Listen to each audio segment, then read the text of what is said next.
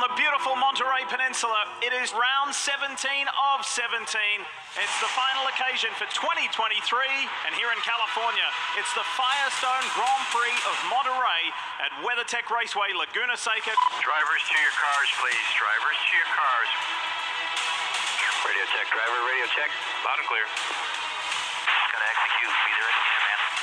All right, boys. Been a good weekend so far. Let's finish strong.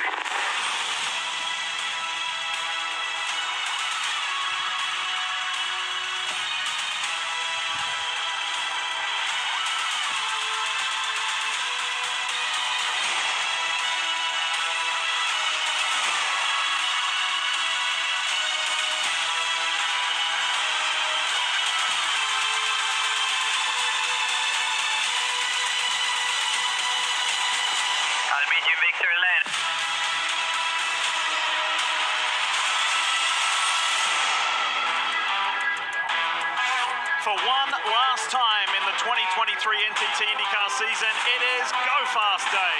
It's time for qualifying for the Firestone Grand Prix of Monterey, the 17th and final race of the 2023 schedule.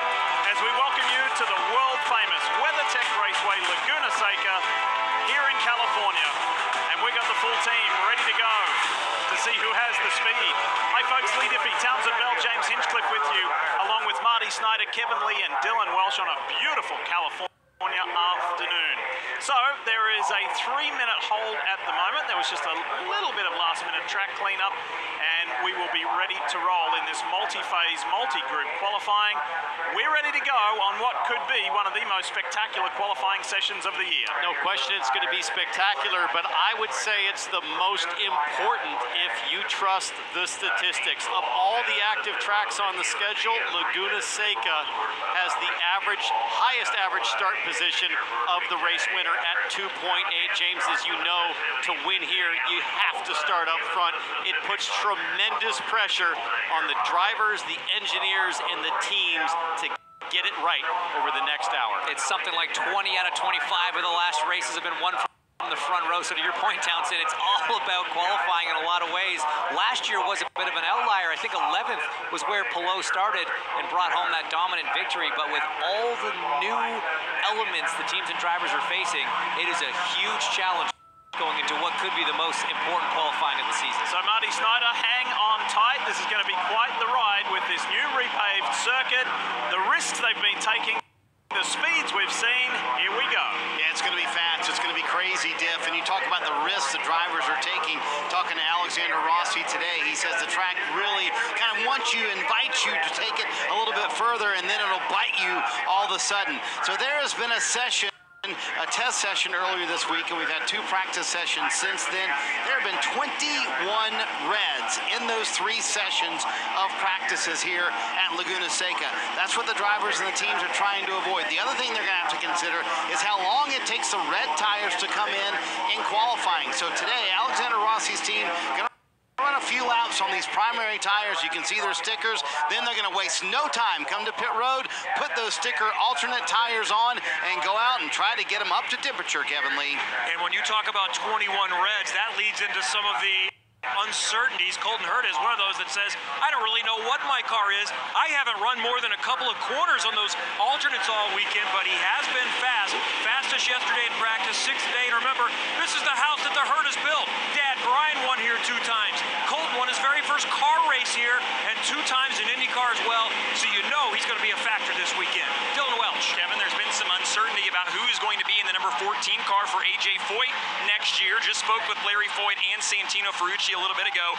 They're well down the path of trying to get a new deal in place to put Santino back in this car starting next year. Now, it's not a done deal just yet. There's a couple more things that they've got to finish up, but Santino said, hopefully in the next week or 2, we will have a deal for me to be back in this car next year. That's what he wants. That's what the team wants as well. It also sounds like Benjamin Peterson is maybe set to return to the second car as well. So with that Team Penske Technical Alliance coming into place next year, I think there's a lot to be excited about for AJ Foyt Racing if they get both their drivers back here. Oh, let's go. Cars roll. Group 1, Q1, Rinus VK, Alexander Rossi, Colton Herta, Scott Dixon, Marcus Ericsson. There's the full list of competitors for you to make it through to the next phase, which is the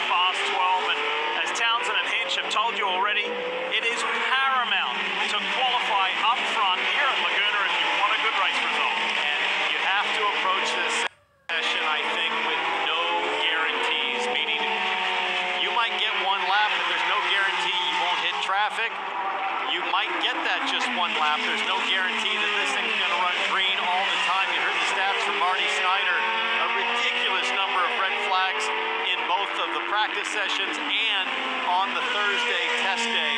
So you have to get after it now, early, and just assume that you might get one shot, if at all. But as if the track wasn't throwing enough unknowns at these teams and drivers, because of all those red flags in P1 yesterday, almost no one got an honest run on these alternate red tires. So there's still a lot of question marks as to how much speed are they going to have. What is the balance shift going to be like? What lap is the magic lap? We talked to Pato O'Ward after his run. He said even after 3 laps, the tire temperatures and pressures weren't where they needed to be, which is quite unusual. So a lot of learning on the fly for these teams right now. Yeah, you know, you talk about lack of information on the softer red tire, and I was talking with Ben Bretzman just before the start of this session, who's the race engineer for Scott McLaughlin and the Thirsty Threes. And he told me, he said, hey, we have no idea what the red tire's doing. He said between our 3-team Penske cars, I was able to put 1 lap together, meaning every driver got about 3 corners to get a read. That's crazy. And it's just tremendous guesswork. I've heard that from every single driver I've talked to in this field.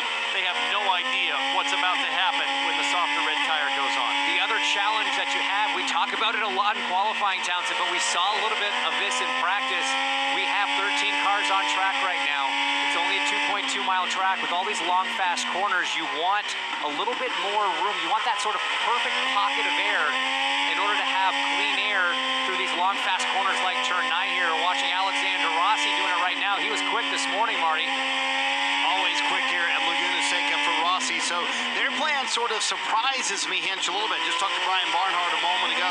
Their thought process here, 4 laps on the sticker primary tires that we see on the car right now that they went out on, and then 3 laps on the reds. And I mentioned just a moment ago, they're going to waste no time when they make that change on pit road once they do come in after those 4 laps on the primaries. It's just a surprise you they're going to run so many laps on the primaries. I think we thought drivers may do maybe 1 lap on the primary tires, come in, fire those alternates on, and then see what happens from there. Yeah, a lot of unknowns, certainly, and we did talk about that. But look, these guys are smart. There's a lot of engineers that make a lot of money and have a lot of experience. So my guess would be they're going to make a few changes to the car to try to generate more temperature and pressure quickly. One of those easy ones is just going to be tire pressures. You can do things with the toe on the cars as well to help with that. So I'm sure that they've thought this out. Rossi has an incredible qualifying record here. From 3 starts, he's never been worse than 3rd. Let's see if Alexander can keep that going. 7 minutes, 40 seconds to go. Grosjean, Ryan Hunter-Reay is out there, but he is the highest placed with the reds on. Yes, indeed. Going early is the number 20 pit-mile car, Ryan Hunter-Reay. Playing the law of averages as it looks like Romain Grosjean off again. This time in turn 6, it was a big off yesterday with a crash in turn 4. Interesting to see what Hunter-Reay gets on this lap. Felix Rosenquist goes for the top. Hunter-Reay is pushing it hard. VK Rossi Dixon wants this for Hunter-Reay. 8-8. Not quite what I expected in terms of pace. Some drivers told me they thought the reds might be a second faster. Some said maybe half a second. Was that the Grosjean effect though? Did he get kind of affected by that a little bit?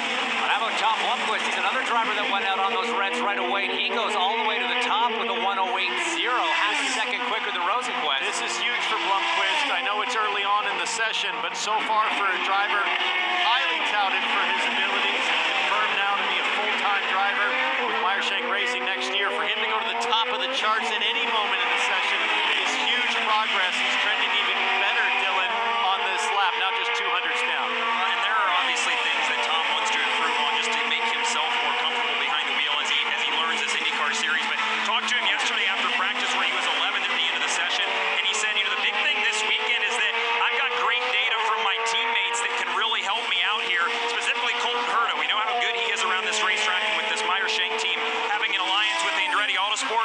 That's valuable information. He said, I am going to study all weekend long, and so far it looks like it may be working for Thomas. He's falling to 3rd right now, but on good pace so far. Okay, guys, we can now say officially Scott Dixon's lap is a new lap record.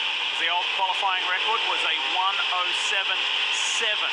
So we're going quicker, and we're going to continue to keep going quicker. And here he is in the BNC Bank Honda. 5.5 minutes left. Group 1, Q1. Here's Colton Herta, Cambridge Honda. on the black tires. Let's listen to power down on the corkscrew.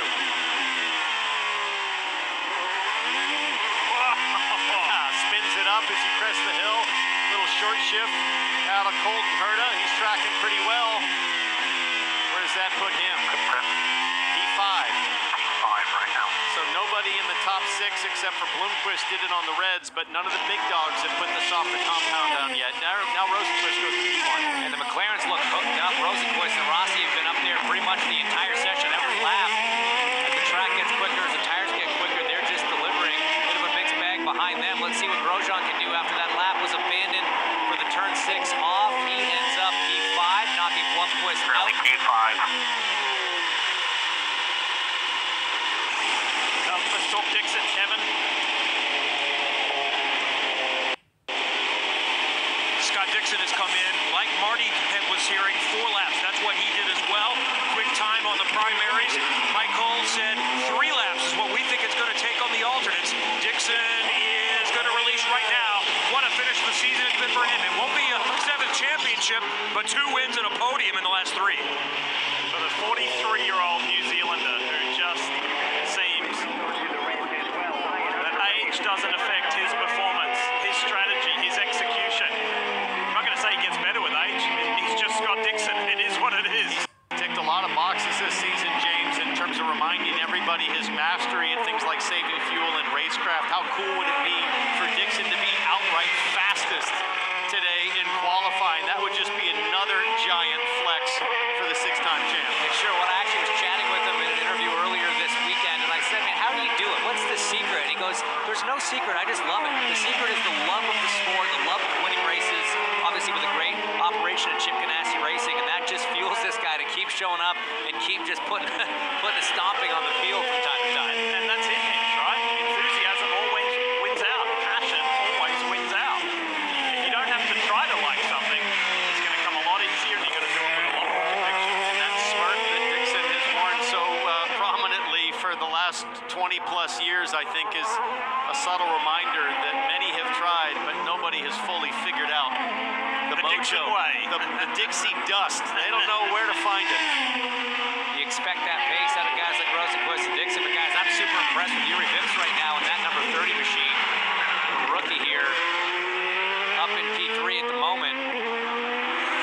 Felix, he's had some really good qualifying form lately, Kev. He knows how to get a lap done on a road course. Felix Rosenquist wants to send off his tenure with Harold McLaren in style, and a good start to that with a runner-up finish at Portland. So that kind of summed up my experience there. Got a lot of pace, but we just haven't had as many results as we wanted. So everyone agreed it's probably time to move on. But he has a good car this weekend, and Felix feels like, yeah, I've got a chance to be up in the front and maybe go out a winner in my final race with the team. That'd be pretty cool, wouldn't it? Here he goes down through the mine shaft that is the corkscrew. 2 minutes left, that's it. Vips is in the green, Grosjean 2, and Rinus VK. All trying to be above that cut line to go through to the next phase in this last qualifying day of the year. We talked about this a little bit yesterday, Tassin, as we see Rinus VK through that fast turn 4 is the conditions. Cool air temp, 72, but track temp is all the way up at 124 degrees. That's very hot. This fresh asphalt is very dark. It absorbs a lot of the heat. Also, the wind you got to take into account in these long, fast corners. You're looking for flags the same way you look at a windsock at Indianapolis. You're looking at the flags as we see Hunter Ray around out of turn 11. This will almost certainly mean a local yellow and probably a red based on the frustration in Ryan Hunter-Ray's voice. And look who just went to the top. Hopefully in time, Yuri Vips convincingly half a second quicker than Rosenquist. Right at the right time, and that's going to leave people like Marcus Ericsson and Rinus VK and Tom Bloomquist a little frustrated. Here's the custom entertainment Honda for Rahal Letterman Lanigan, the 23-year-old Estonian on top. Currently P1. See if we can figure out what happened to Ryan Hunter-Ray at the exit of turn 11.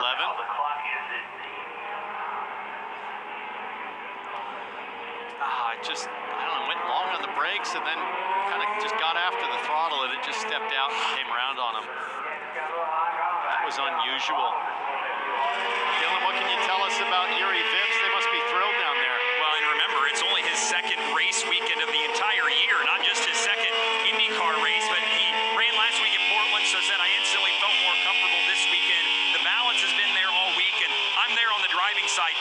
rest earlier this week certainly helped. But remember, too, they had issues yesterday late in the opening practice session. They had to change engines, so that's an unapproved change. Regardless of where he qualifies, they're going to have a 6 grid spot penalty on Sunday. So I think a pole position is potentially on offer, but they definitely want to qualify as far forward as they can with that penalty coming.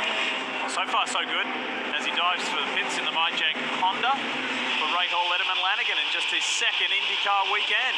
As we look at the clock at the top of your pylon there, minute 27 left. Now, per the rules this weekend, race director Kyle Novak said after 1 minute 45 to go in the session, they will implement the rule that allows every driver to get one more flying lap. So once the green flag drops, you have 30 seconds to leave your pit box, and every driver will be given one flying lap. That's likely to be implemented here because we're under that 1 minute 45 range. I'll tell you something that Yuri Vips told me at Portland last weekend that he's got to adjust to is just G-force in the Indycar. His neck was just getting exhausted, and you'll see just on his driver's right here, notice how there is some temporary foam that's been taped up and placed on the right-hand side so that in all these high-speed, high-G left corners at Laguna Seca with the new pavement, that he can just kind of flop his head over and rest it.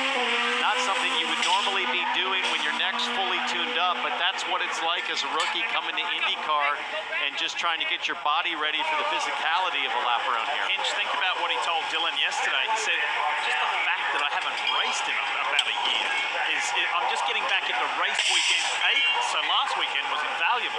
For sure, and that test today, as was mentioned, on Thursday, that helped a ton. But you talk about those G-forces, there are 4 corners on this racetrack over 3G, 3.2 peak G's in both turn 4 and turn 6, 3.4 in turn 10, and turn 9, 3.6 G sustained. It's also the longest corner, so this one really tests the physicality of these drivers. I got news for you.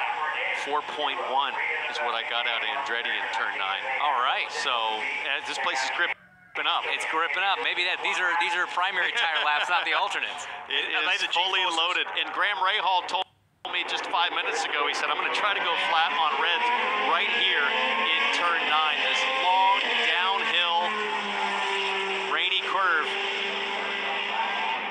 I texted Wayne Rainey yesterday, by the way. I thought he would be here like he normally is. He's got Moto America commitments at Circuit of the Americas this weekend. So we'll miss Wayne, 3-time 500cc world champion. Let's catch up with Kevin Lee. What you got, Kevo?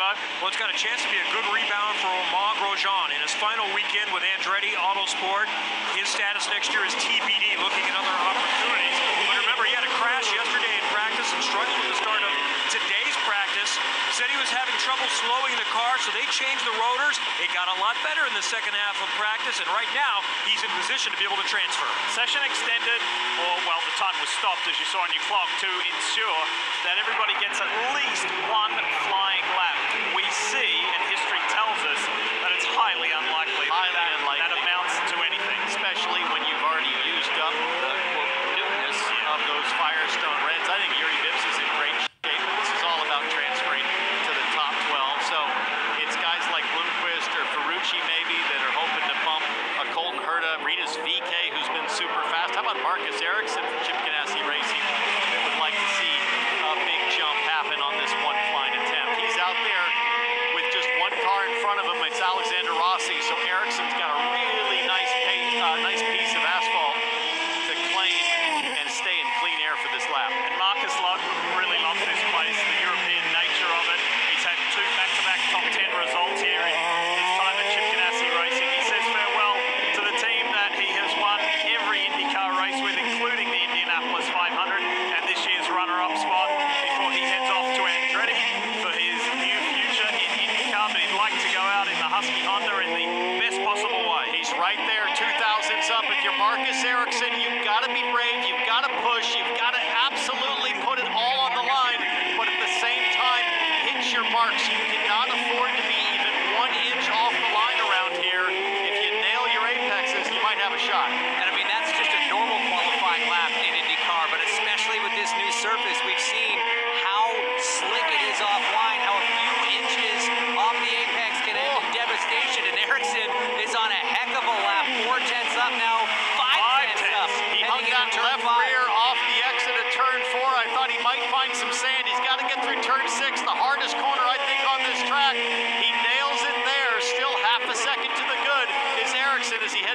corkscrew. Like the righty had a hiccup there. Stepped out a little bit. Good catch.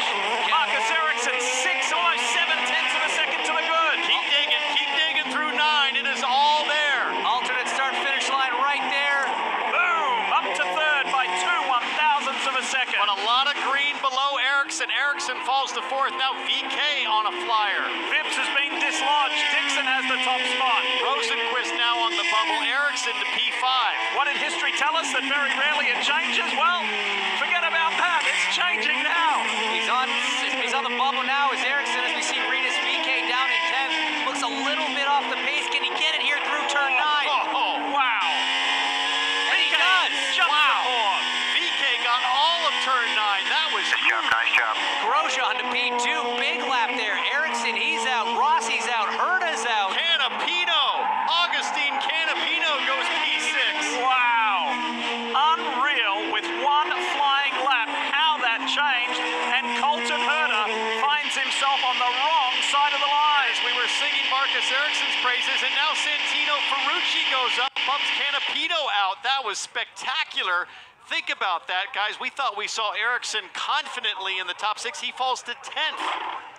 Incredible. Unreal. And this man, Colton Herta, 2-time winner here at Laguna Seca, out of the car, 8th in session. That's going to be massively disappointing for the driver of the 26, but what a performance from some of these drivers. Canapino just missing, Rinus VK sneaking in, and how about Santino Ferrucci? Unbelievable. That's huge massive. jump up. Nobody saw that coming. Santino was 18th in practice. That's an incredible leap in performance.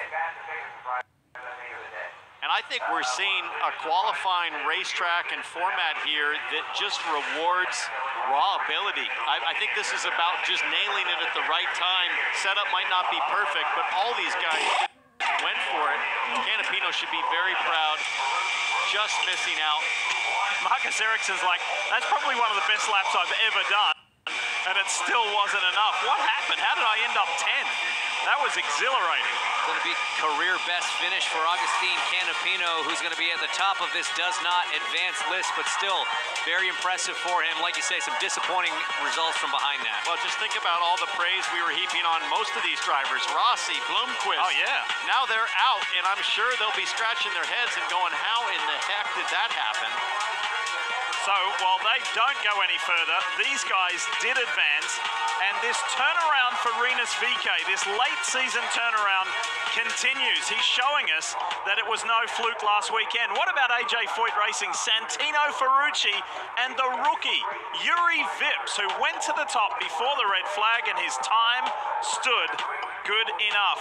It was Marcus Ericsson who set the pace when they were released from the pits, but Marty, unfortunately, he goes no further.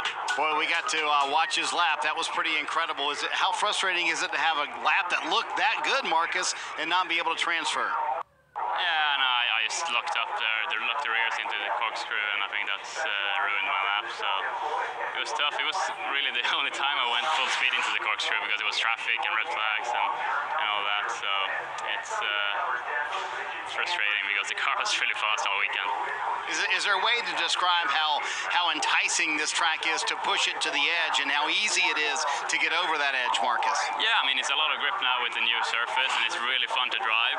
But obviously, with all that grip in the groove, you go a little bit off groove, and then it's really slippery instead. So it's tough out there, but it's fun. I enjoy it, yeah. Marcus Ericsson will not transfer, Dylan. Agustin Canapino will not either, but it's going to be his best qualifying effort of the year, 13th. So it's tough when you're that close. I know you wanted to advance, but how proud are you of yourself and this team, just with the progression you've made all year to get to this point? Yes, I'm really, really happy, especially because it's my first team ever here in Laguna Seca, and oh my God, what a grip. It's insane, it's insane. But I'm really happy, only 4 tenths of Dixon, in front of many good drivers and good teams. It's a good result for us, especially battling for a Rookie of the Year. Unfortunately, I have a 6th grid penalty for tomorrow, but we will do our best on the race to try the miracles. Great effort for Agustin. He'll roll from 13th, and I think it's always good when you're disappointed with a result like that. It was a great drive from him. Yeah, it's a good point mentioning the engine penalty, or the grid penalty from an unapproved engine change. They'll be happening on the 78 as well as the 14. unfortunately, of Santino Ferrucci after a strong run so far in qualifying, not done yet, but he's going to have a 6 grid spot penalty after we saw an issue develop on that car yesterday in practice. This morning, actually. There's a crew here from Argentina following him around the whole weekend. His star continues to be on the rise in a new arena. That is the NTT Indycar Series. All right, we're still in Q1. This is Group 2. And look at those names on the board. Christian Lundgaard, who was very quick in practice. Will Power, who was also